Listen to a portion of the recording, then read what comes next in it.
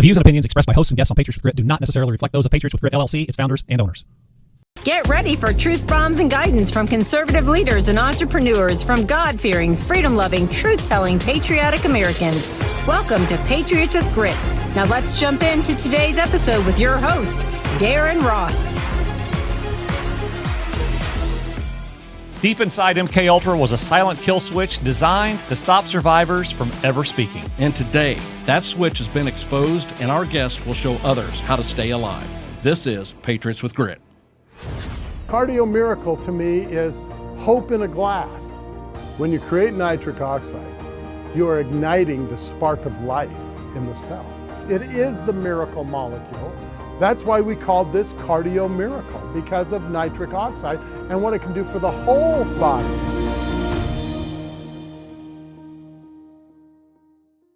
Hey, PWG family, thanks for joining us for today's show. We're joined by two awesome women who not only survived the dark system, but broke free from its most dangerous programming and lived to tell the rest of the world. Dr. Juliette Engel and Cathy O'Brien, both MK Ultra survivors, both whistleblowers, both global voices for recovery, truth, and healing, are going to tell us all about it.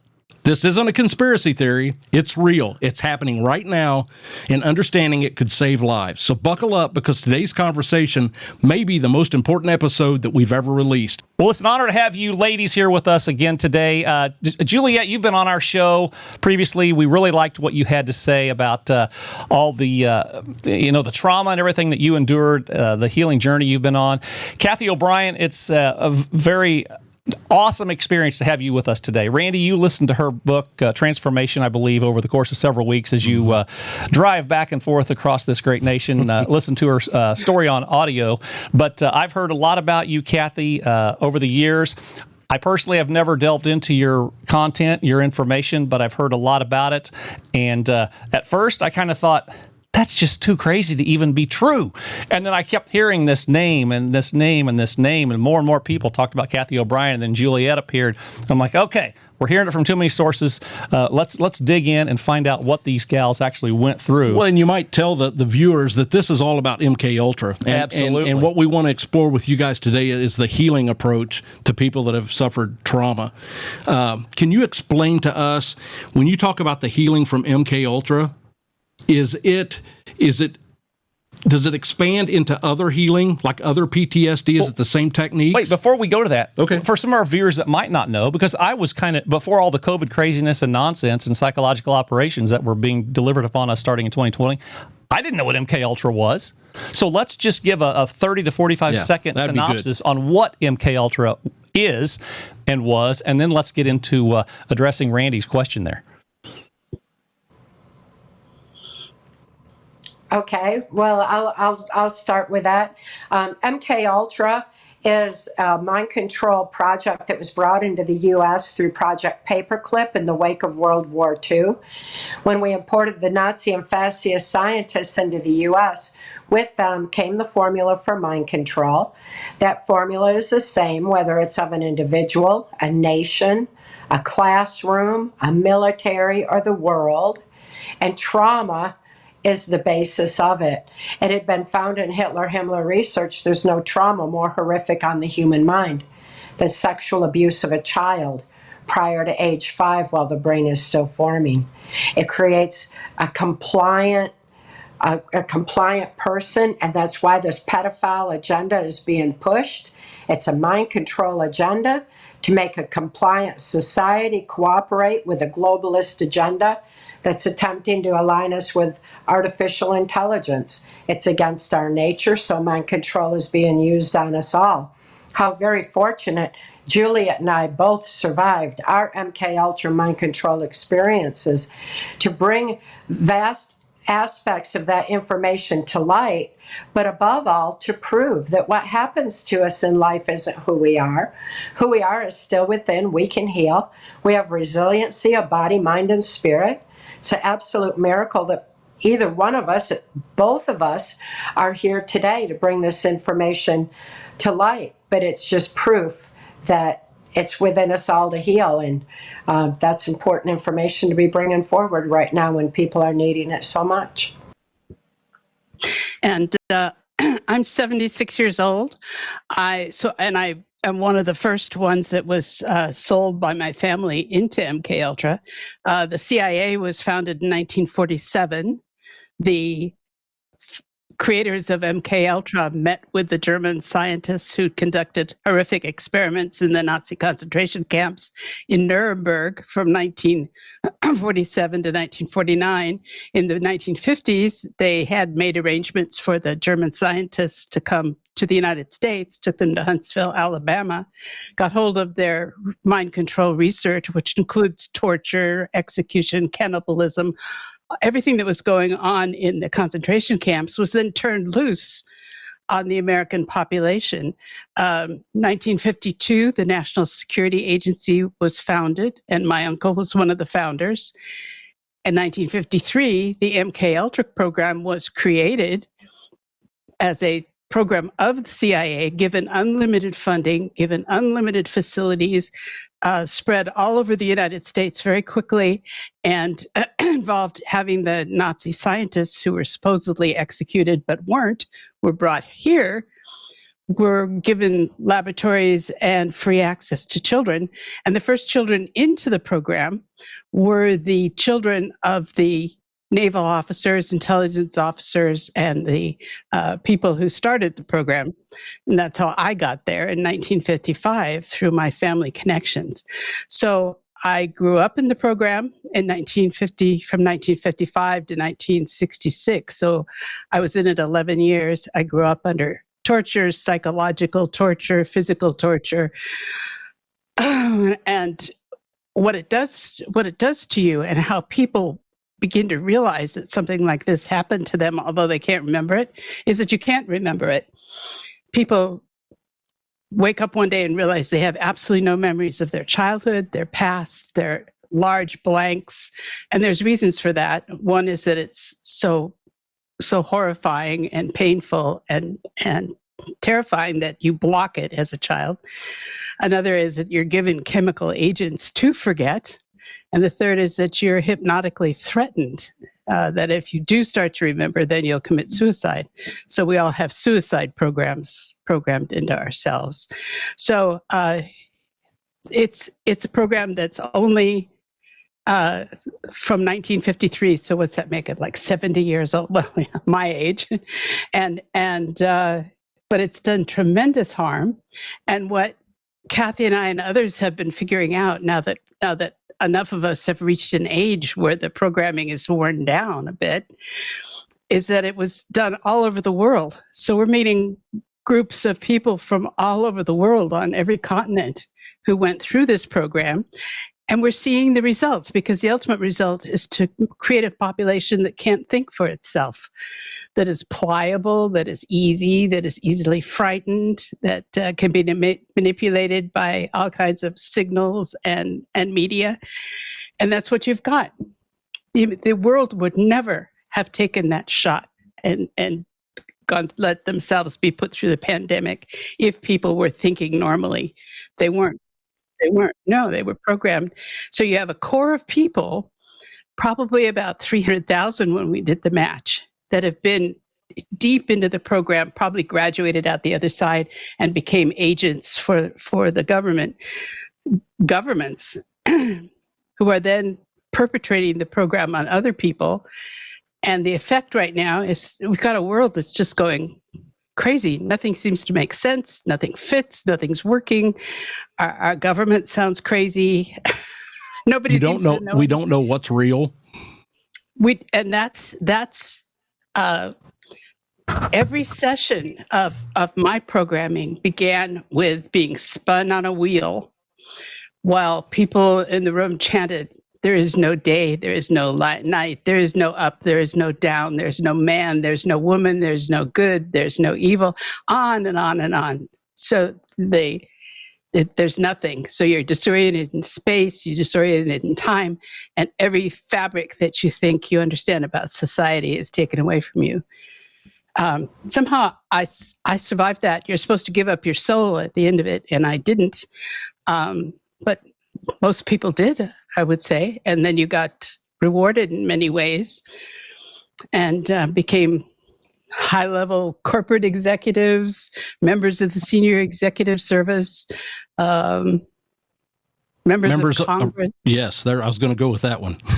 Yeah, because you're being rewarded for having given up your discernment, given up your moral judgment, and given up your free thought.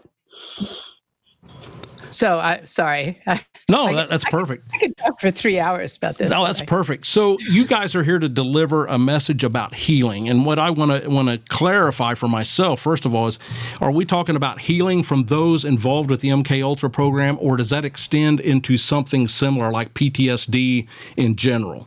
Is that where we're headed with this? It extends because mind control is a sliding scale. From the kind of torturous, robotic MK Ultra mind control that Juliette and I experienced, to information control, because we all formulate our thoughts, our opinions, and ultimately our actions based on what we know.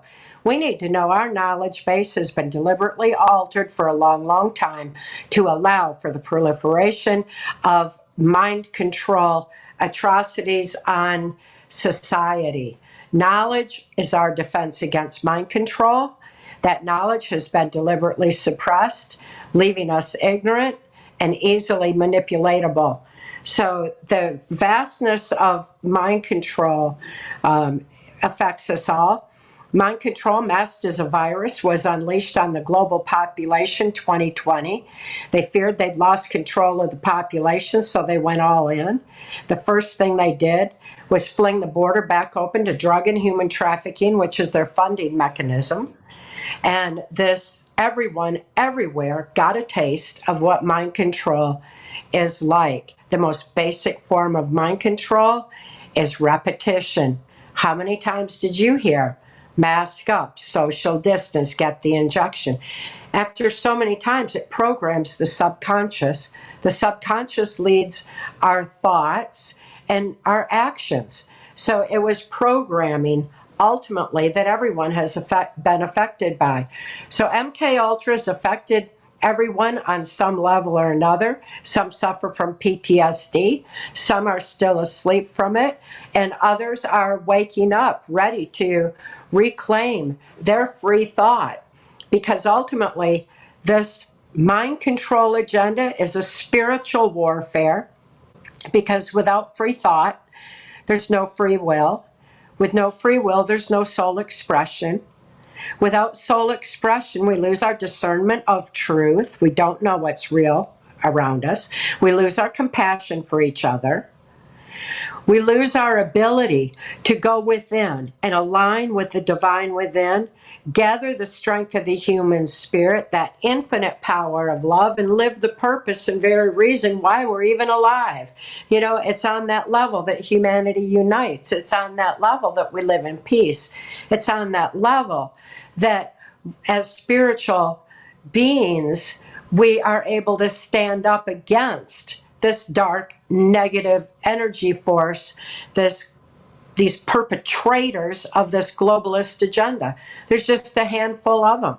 But they've been manipulating us so long that people are compliant, and it's inexcusable when they realize the truth, that we got the victory within us. You know, they only have as much power as we give them or let them steal. But again, knowledge is our defense against mind control. So that's why Juliette and I and so many others are so dedicated now to bringing that knowledge forward, to arm everyone with the truth that makes us free.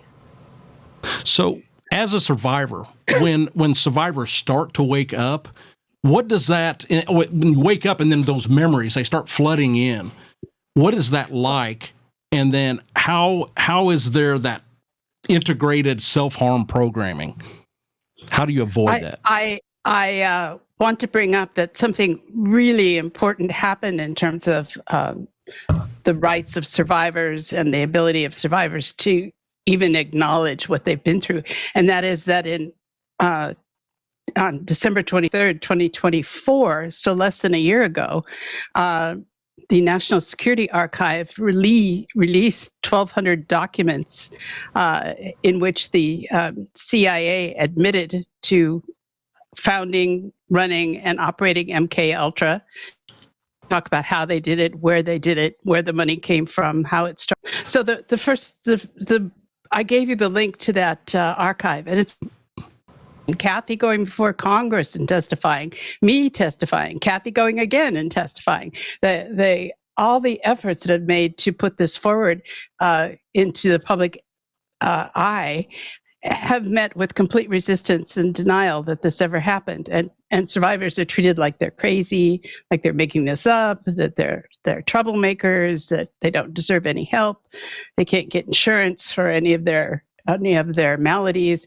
But now they can. I mean, this is all going to flip. It's really only been a few months, but now survivors are looking at this material and saying, this happened to me. And I didn't make this up. This is true. This is where I was. That's the facility I was in. I remember these people. And so everything's changed in this last year. And so survivors groups are forming. I'm working with some, and Cathy's working with many, and looking for ways to deprogram safely, because at every level, this is a warning we put out to any of your viewers or listeners who might suddenly realize, I don't remember anything about my childhood, and my father was a 33-degree Mason and had intelligence connections, and they were military. If you're starting to fit into those categories, you need to be careful. You may very well have been through some variation of this program, but you will have suicide programs. As soon as you start to remember, you're going to start running yourself down, deprecating yourself, feeling like you're worthless, and you're initiating the built-in suicide programs. So that can be controlled, and Cathy has a wonderful way of addressing that. But so progress has been made this last year, and I'm just grateful at 76 I lived long enough to see them finally admit to it, because I've spent my entire life going around telling people this happened to me and being told to shut up and go sit in the corner. Well, Cathy, can you talk to us about flooding, the flooding of the memories, and how that affects you later in life? Well, it didn't happen quite that way for me. I was under total robotic mind control deep in the Washington, D.C. human trafficking swamp among some very high-level perpetrators, all of whom are named in my 1995 testimony for Congress, Transformation of America. Because every name and every word had been validated in Transformation of America, national security was invoked on that testimony. But the healing aspect, I was able to remember all that and overcome all death programming, because very fortunately for me, intelligence insider Mark Phillips, who has worked in the highest levels of intelligence mind sciences to preserve the sanctity of free thought, was very disturbed to find that our birthright information on healing from mind control, healing from PTSD, healing from trauma, was buried under national security. Because this is our birthright defense against mind control, the information was suppressed for generations, withheld from mental health, withheld from the medical community, and withheld from society as a whole. Mark was outraged to find that information there. He was also outraged to see how blackmail operations were being used to compromise judges and people in positions of power and influence. He was disgusted to see the National Security Act being invoked on pedophile cases to allow for the proliferation of pedophilia. He was disgusted to see little children being taken in and out of the White House, and he decided to do something about it. He lifted my daughter and me right out of the Washington, D.C. swamp in 1988. I had been in MK Ultra mind control from 1957 to 1988, and was very fortunate to have Mark lift me out of that and hand me keys to my own mind. He handed me the information on our natural mind-brain function, our defense against mind control, that was buried under national security. So that healing information that he wasn't able to release because he was bound by laws of sedition, I have released in a little tiny workbook, PTSD Time to Heal. PTSD Time to Heal is not about me.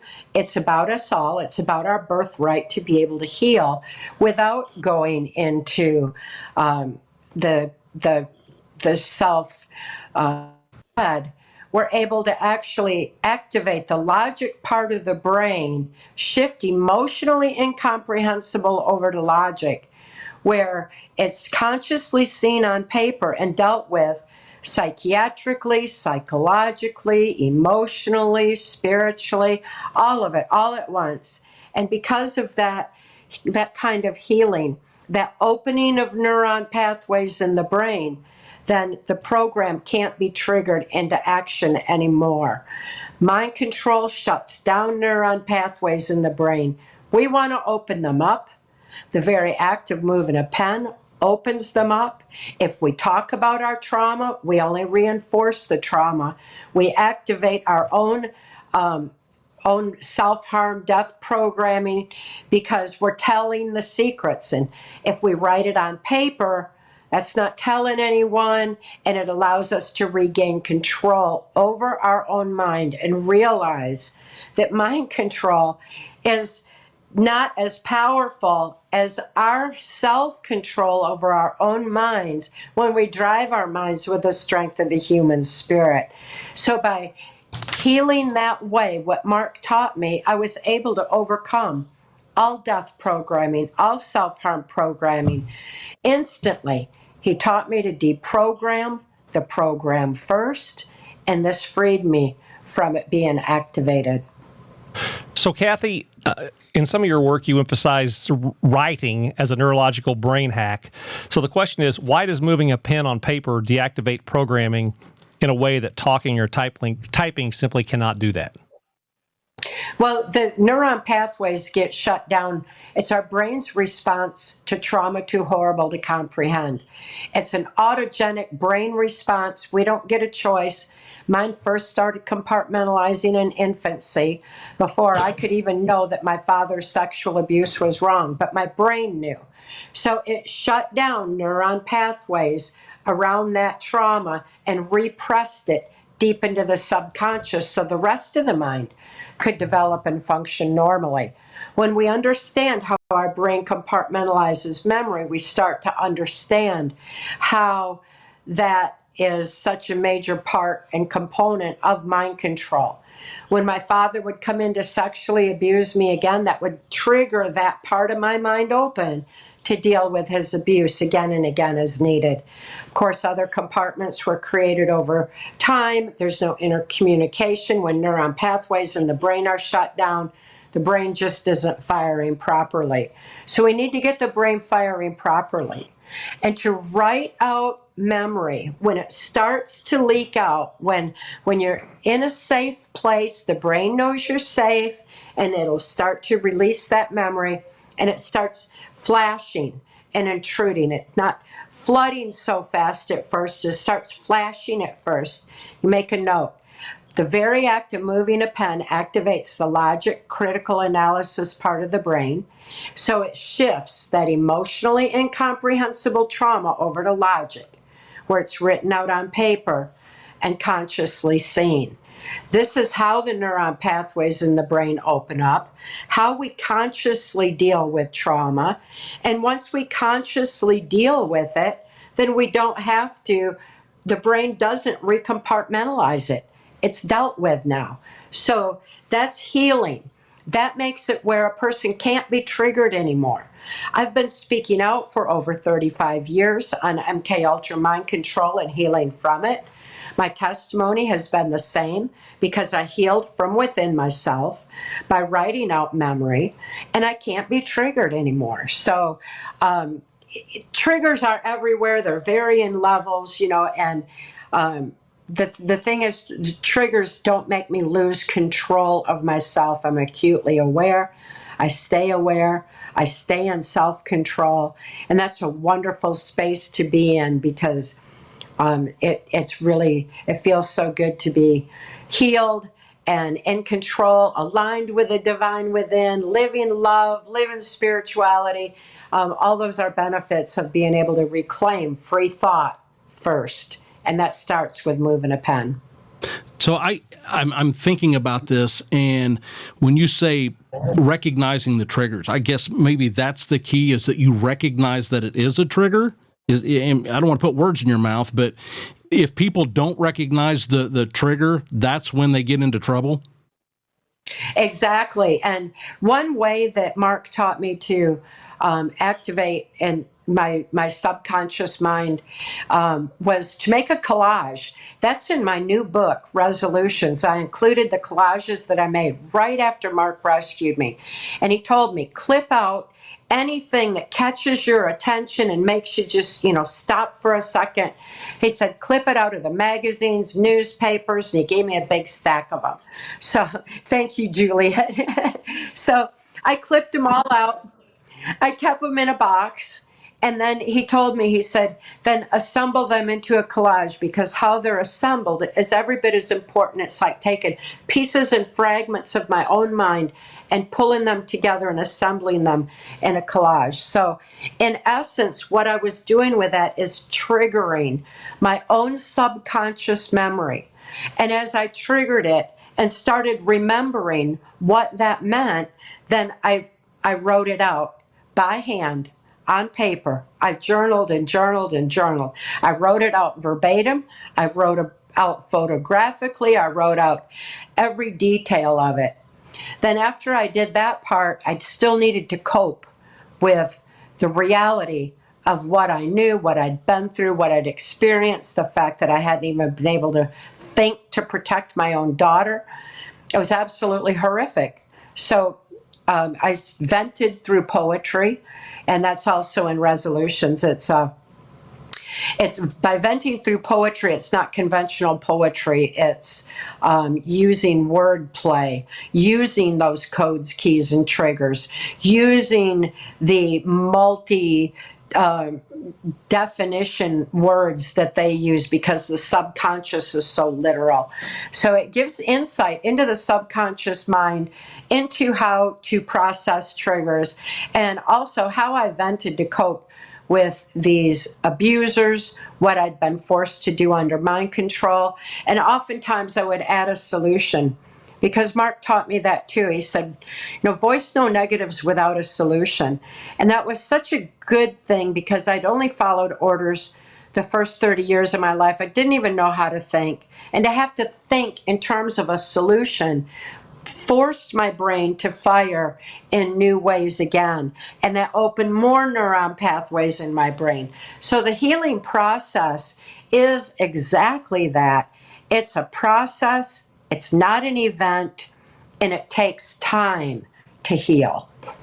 Hey there, if you're sick and tired of the big three corporate cell phone carriers, we want to let you know there are options out there. That's why Randy and I made the switch to Patriot Mobile, because we wanted a company that shared our conservative values. They have great customer service here in the U.S., and you have access to all three major networks. So don't worry about coverage, because coverage has been great. And you can rest assured that your dollars support freedom, not agendas.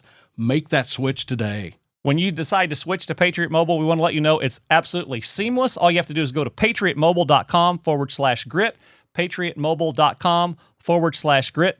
Make the change today. So, Juliette, I've seen you on other podcasts, and you had mentioned memories coming through the eye of the needle. What does that metaphor mean, and how can survivors intentionally slow their memories and avoid the triggering and the self-harm? Do you have that picture I sent? Yeah. If you bring that up, that's me flooding. I drew this in 1980, which is after my daughter was born, and I had this little carbon copy of me, and I was forced to start remembering my past, because up to that point, I'd gone to medical school, I had a medical practice, I had a family. I couldn't remember anything before that. And now I had this little baby to take care of. And so I went to a psychiatrist that I trusted, because honestly, I would have killed myself if I thought I was going to do to my daughter what was done to me. And I asked him, if he thought I was crazy. And he knew me well enough. He listed all my faults. He said, but you're not crazy. Then he said, let's talk about your childhood. I couldn't remember anything. And he said, well, go home and draw it. So that's the picture that I gave you. And I've tried to look at that and decipher it in my own mind, and I can't make, no pun intended, but heads or tails of it.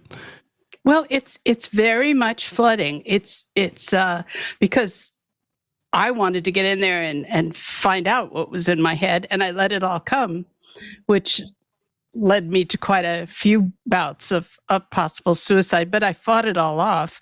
But that's just what it is. This is you're in there. Your structure, my body is in there, my soul is in there.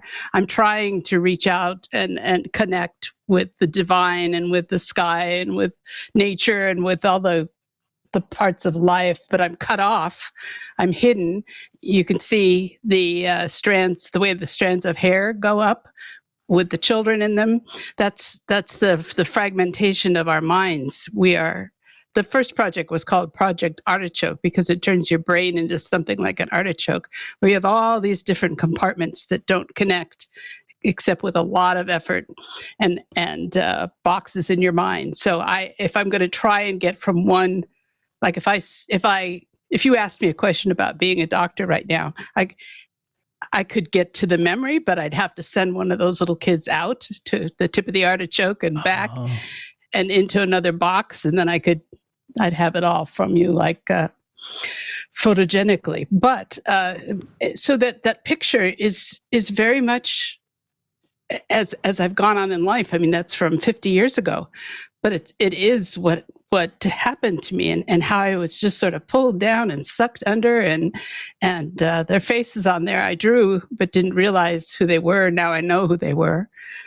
And some of them are from the documents that the National Security Archive documents. Some of those people were very prominent in my life.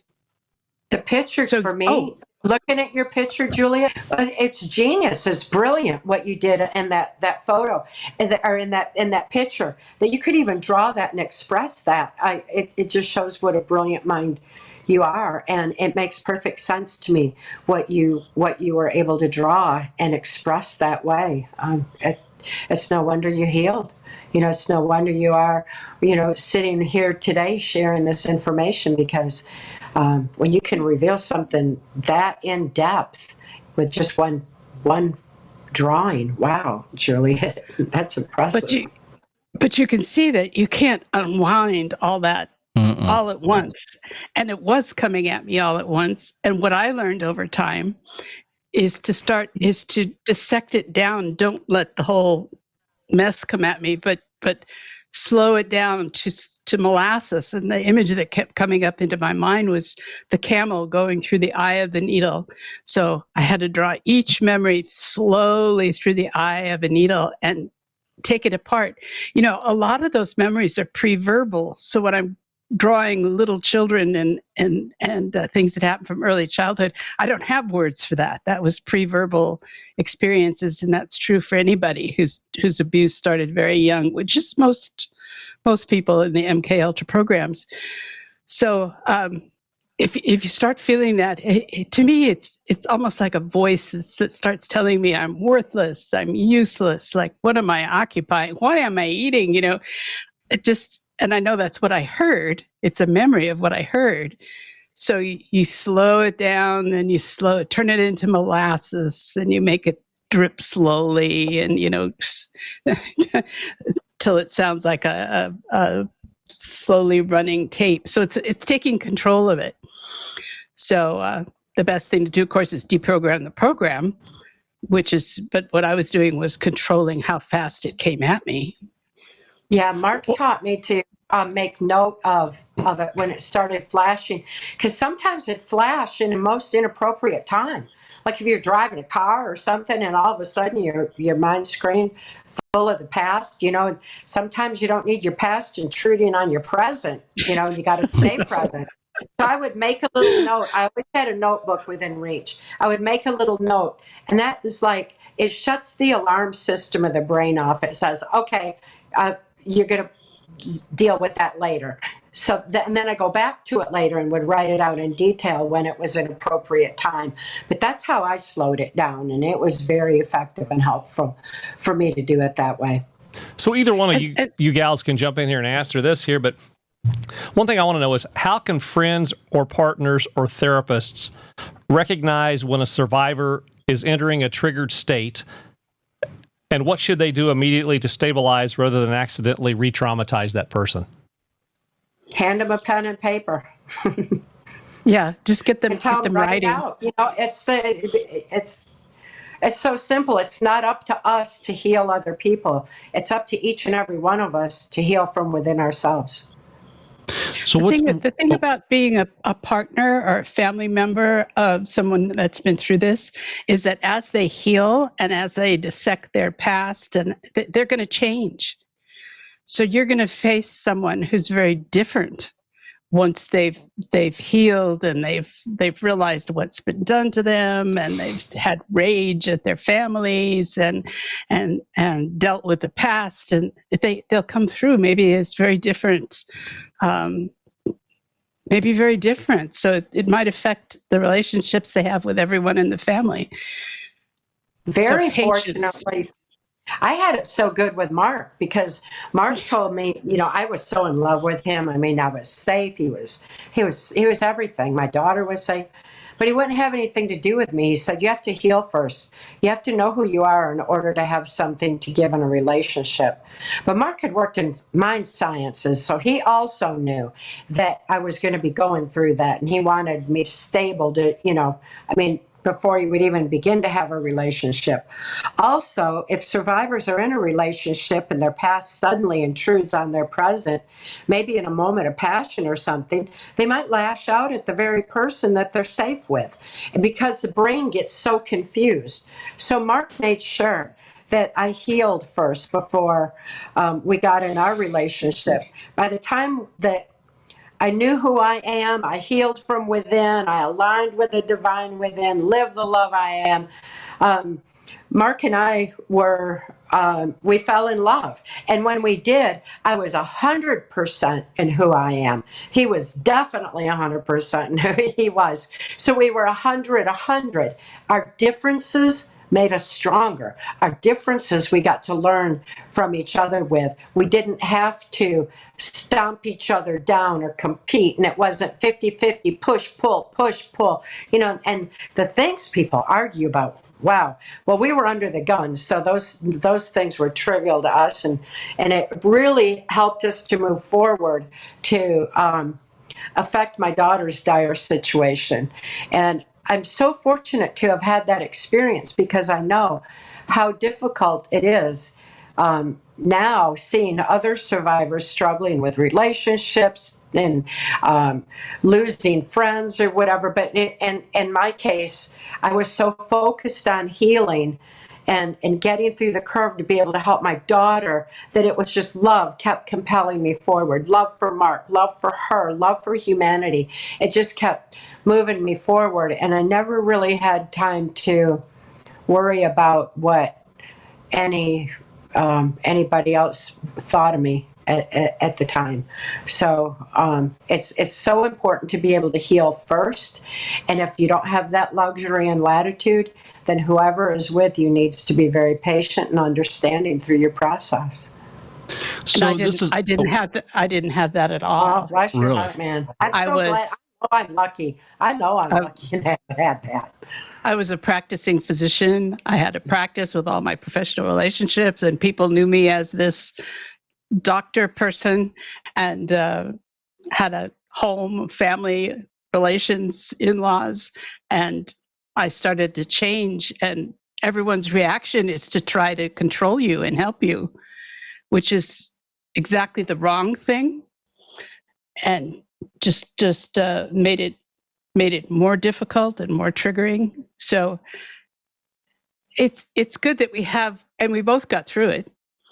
So nobody died in the process, but things changed, and so I think it'll be very, very helpful as we go forward, and people can recount their experiences and share what worked to help people maybe go through it a little. Yeah, my daughter was medically kidnapped after 1 year of being free of MK Ultra and being with Mark and me. She was medically kidnapped out of a hospital by the so-called Child Protective Services. That's a very common practice. Yep, it's Another got whole to be topic. stopped. Yeah, we've got to make them accountable for their actions. They have got to have due process. You know, that's inexcusable if they can do that. But that I saw the corrupted system being put in place, and then my daughter was thrust into it. So I had extreme motive to heal faster. So my focus was so much on healing, and it was love for her that compelled me. It was love for her that got me speaking out to begin with. I didn't decide to be a whistleblower. It's just that my daughter needed understanding, and I was doing everything I can to be able to help her and affect her situation. So that's how Mark and I started speaking out, was just trying to affect her situation. And then we found there were many people across the country that had already been adversely affected by Child Protective Services, who saw their children being indoctrinated in the school system. And, you know, and that, so people were wanting information. We kept speaking out and ended up speaking out for the next 30 years together. And my daughter finally was released, access denied for reasons of national security, details our journey through the corrupted system to help her, what doors we kicked down, what successes we were able to have, where the roots of corruption are planted. What it's a roadmap for other parents who are going through that nightmare. But it definitely was a harsh journey, and my daughter was finally released at the age of 18. Her life was in dire jeopardy then, and it's been quite a journey for she and I. At this point in our lives, we are very happy to be together. We never look back on that time as something that, you know, like we don't reflect on it like what should have been, could have been, would have been, if things had been right, because they weren't right. So instead, we embrace every moment that we have today. We cherish every moment. We spend all the time we can in nature. We look through the eyes of the reality of our past. It's like our past gives us a filter to see what in the world is going on today. And having that filter gives a deep understanding and a lot of hope into the Great Awakening and what that is actually meaning and what it's doing with people. So I'm fortunate to have that to share with her. But wow, what a journey we had to get to this point. So you guys are going through the journey, and you're explaining that journey to people on the healing approach. What would you give them advice on as far as bad therapy? Psychotropic drugs, anything that affects your thinking abilities. Good Lord, stay away from Prozac. Prozac was developed from the MK Ultra program with the specific goal of creating a compliant population. No one should take any of those mind-altering drugs. Hypnotherapy, I think, is very dangerous for MK Ultra because we stay very much controlled into how the boxes of our mind are kept closed. And with hypnotherapy, you can open all kinds of things, including transdimensional travel, which was part of the programming that I went through. That can be triggered. I started to have that triggered once, and it was horrifying, but that's a bad idea. So no drugs, no hypnotherapy. What else would you think, Cathy? Yeah, trauma survivors need to be dehypnotized. They're already in a trance, so hypnosis is just invasive. It's wrong. It digs around in areas that it shouldn't and causes all kinds of problems. So hypnotherapy is definitely the one that came to mind for me first when you asked the question. But wow, Juliette, I'm so glad you brought up the drugs, because those drugs are absolutely horrific. And looking at how they're pushing them now, and online therapy, what is that? Because when people are online and they're sharing their secrets, and then all of a sudden they realize they weren't supposed to be sharing that, but it's all over the internet, where anybody can see it. This online therapy, artificial intelligence therapy, what? It's all counterproductive. The best therapy is to go within and heal from within. We have been blessed with resiliency of body, mind, and spirit.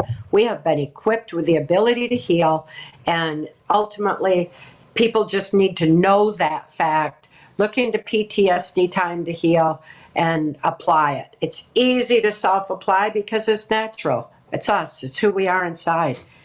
So if either one of you right now could speak directly to a survivor who is out there kind of on the edge of the cliff trying to determine what they're going to do, they're overwhelmed, they're afraid of remembering and feeling the pull of that old program pulling them back in, what is the exact message that you would want that person to hear? I would say, calm down, slow down. You can control the rate at which this comes at you if things are starting to come at you. So I would this is me, I would turn it into molasses and start pulling it very, very slowly, and then writing, drawing, creating collages, whatever non-verbally puts it together for you. And you will start to see your own results and have an idea of what to do. Also listen to the podcasts.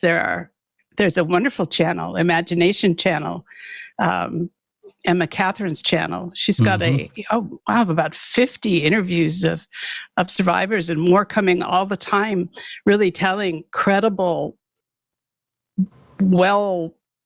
established stories that you can listen to and start recognizing things that worked for them. There's tremendous similarities. The more I talk, I've spent time talking to some of the Montauk boys, the men who went through the Super Soldier program in Montauk, New York. And even though their time in the program was 20 years later than my time in the program, they were in New York, I was in California, it's the same. So it was the same program, same people, same objectives, a lot of the same kind of transdimensional and remote viewing stuff they were doing, we were doing in California. So, and also in South Africa, I've found a group in South Africa that was doing very much the same thing. So sharing information and understanding what happened to you, because like in my drawing, it's on you like a coat. It's not in you. It's not who you are. It's not your core. It's not inside of you. It's something that's been applied to you. And bit by bit, you just have to start taking it off and realizing that, you weren't the only one. This wasn't something that you created. This is something that was done to you. There are others who've had almost exactly the same thing and be used in the same ways. And so what would you add, Cathy? I would just have said, it's within us all to heal. It's well worth a journey because I'm living proof that you can heal, but also it gives us an ability to align with the divine within, to be able to access all the added aspects of our brain that we're blasted into, like heightened intuition, telepathy, those aspects of our brain that our heightened senses, to be able to know who's good, who's bad. All those aspects come into play in order to calm that overactive adrenal system. All these other aspects can be just brought in, but we gain so much in our healing process. We gain so much insight. We gain the ability to really appreciate every moment of every day, feeling the sun on our skin, feeling the earth beneath our feet, the wind in our hair. It's just so nice to be able to feel again, to think free, to embrace freedom. And then we ultimately all evolve with the knowledge that's our defense against mind control going forward. So as we heal, we cannot be manipulated ever again. We know better than to comply. And that people, these perpetrators only have as much power as we give them or let them steal. We've got all the power. We got the ultimate victory. We got that infinite power of love within us. And I know that's what they fear the most, because they're just a low, dark, negative vibration energy force, and their darkness can't creep in on our light once we reclaim it for ourselves. We shine that light, expose what they're hiding in the dark. They can't affect us anymore. They can't reach us. And it's so worth the healing journey to reach that point. We have a great friend of the show that's been, actually, she was our first podcast guest nearly 4 years ago, Randy. And we started out this podcast. We didn't know what we were doing. We couldn't figure out how to hook up cables and wires and connections and internet ports. And we just did a little bit at a time. And we finally had to get a 21-year-old in here to figure out how to make all these gadgets and gizmos work. So our very first podcast guest was a local school board candidate named Stacy Rule in a local town here close to us. She is familiar with both of your all's work. Cathy, she's a bit more familiar with you because she's watched a lot of your videos over the years. She's read your books. I had actually heard about you from her. Then I heard about you through Randy as he was reading your book, Transformation. But I asked her before the show today, I said, hey, we have Cathy and Juliette on. Would you be willing to send us a handful of questions? And she just was jumping for joy. So I want to run rapid fire real quick through Stacy Rule's 4 questions. If you guys can both answer these in maybe 30 to 45 seconds, and then we want to get into your website where people can follow you, support you, get your resources and everything. So the first question from Stacy Rule is, does all of this come back to the blood, as in the blood of Jesus versus the blood of Lucifer found in Genesis 3:15? Yeah, I would say when they chose the people to put in the programs, the ones that survived, in other words, the ones who went through rituals where other children were killed, I mean, that would be me. I would be the bloodline, which was traced all the way back. But the others would be killed and I wouldn't, because they were preserving the bloodline. Now, there's a whole lot of things about the blood that I won't get into here because we could talk for 2 hours about that. But people are using blood. People are sacrificing other people and using their blood. Whole cultures are using taking organs from children and replacing their own organs for youth. So, huge question. Wow. But the answer is yes. Cathy, what about you? Monarch is a multi-generational offshoot of MK Ultra, and it's because it was found in Himmler research that after 3 generations, any knowledge-based, abuse-based, or belief system becomes autogenic in the brain. So in that regard, yes on the bloodlines for the victims, and yes on the bloodlines of the perpetrators, because those bloodline families have been in power so long. Excuse me. The next question is, how do you, being a victim, suggest that we minister to victims such as yourselves, and what are the first steps that you would suggest? And the reason I ask this is Stacy does a lot of prison ministry work, Randy, with women, primarily ministering to prison women. So what are the first steps you would suggest for that if people want to minister to victims such as yourselves? Well, the quite well-developed survivor group that I work with in Southern California put safe and seen as their 2 primary objectives. Like what do they want to accomplish out of a safe house, a safe environment, what's going to be the name of our teaching manuals, all these things. And they had to boil it down to 2 words, and it's safe and seen. So give survivors a safe place and let them know that they're seen, and don't deny their existence. Let them talk, or let them heal. That's what they need. They need to be safe and acknowledge that they're living beings and they're not lying. Cathy, you want to jump in on that? Safety is key. The brain knows when it's safe, and that's when healing begins. So we have a couple more here. What signs do we look for to identify victims And how do we identify them? People that can't remember their childhoods. If you take a room full of 20 people and you ask how many of you don't remember anything before the age of 15, you'll get a couple.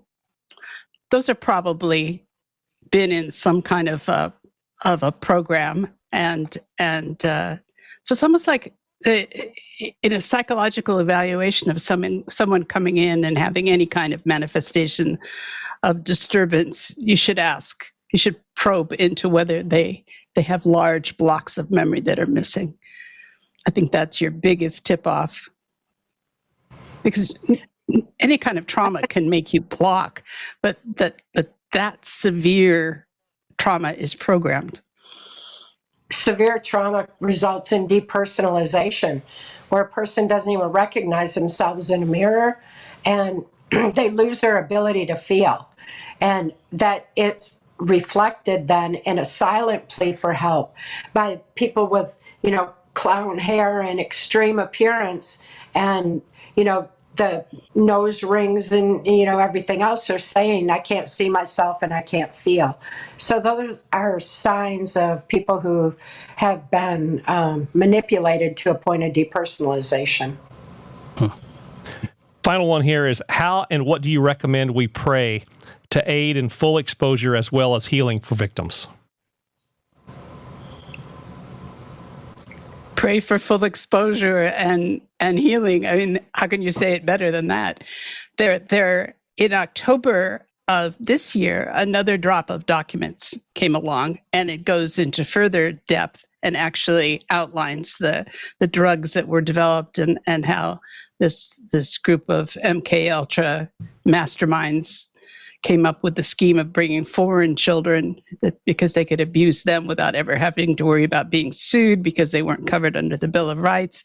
So increased exposure. So the more information we get, the more we can work as a unit together, and then start coming up with solutions that could be widely used. There's no textbooks, there's no chapters, there's Cathy's material.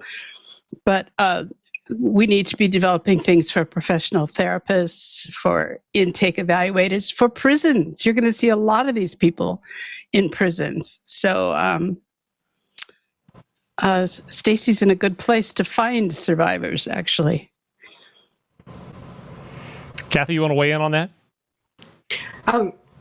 My next book that I'm releasing is Align with the Divine Within, and it is a reminder for us to go within and align with our source, with that strength of the human spirit and the infinite power of love, because that is our saving grace.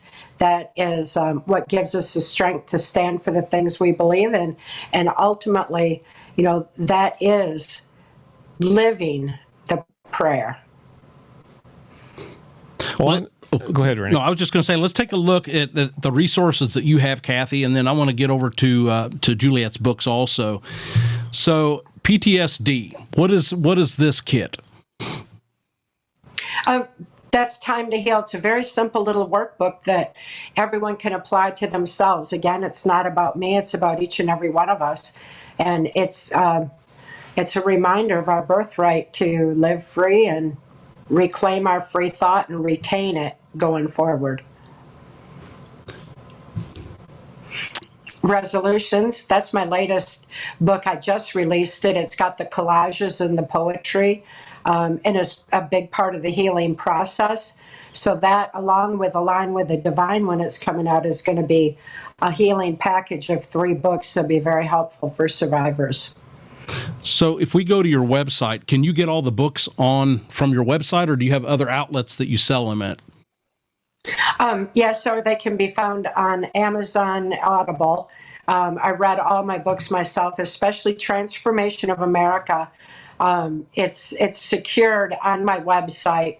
It's secured through Audible, reading it myself, because there's so many free ebooks that have been pirated and the information changed. So I strongly suggest people go to the source for the information. And my website is where the information is secured there. So Transformation of America is my 1995 testimony for Congress, and Access Denied for Reasons of National Security. That's that roadmap through the corrupted justice and mental health system. How we were able to free my daughter from the so-called Child Protective Services. So, every one of the books has something strong to offer for people who are waking up. Trance Movie is also there and available, and it shows how the information on mind control applies to us all today. So that's very comprehensive information there too. And just for clarity, it's Transformation of America. It's TRANCE, Formation of America. Yes. All right, Juliette, let's take a look at some of the works you've done.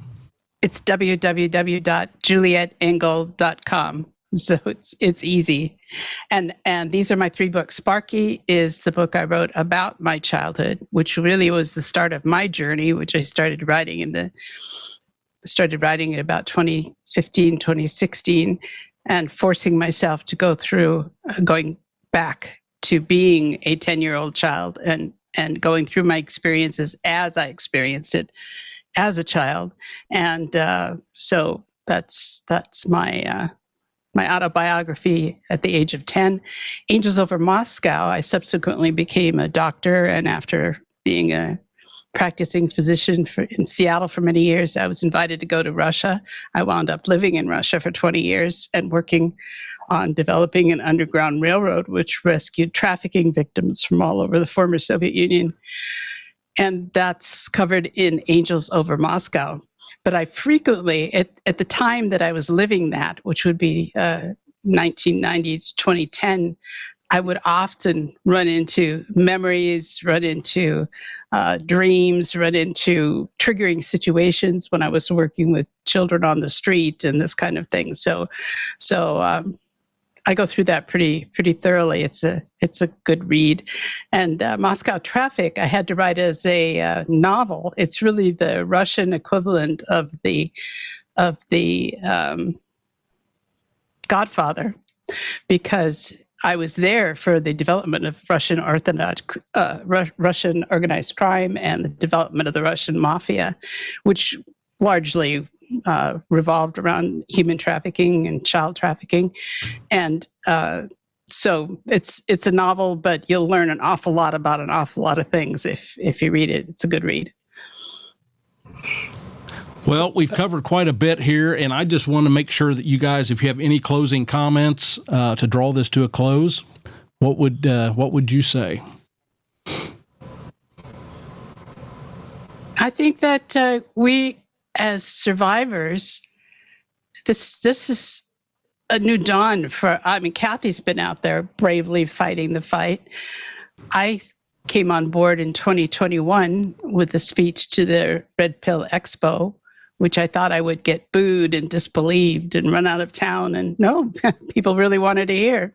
So this is something that's growing, and with the release of the documents, it gives us more power as survivors to organize and create.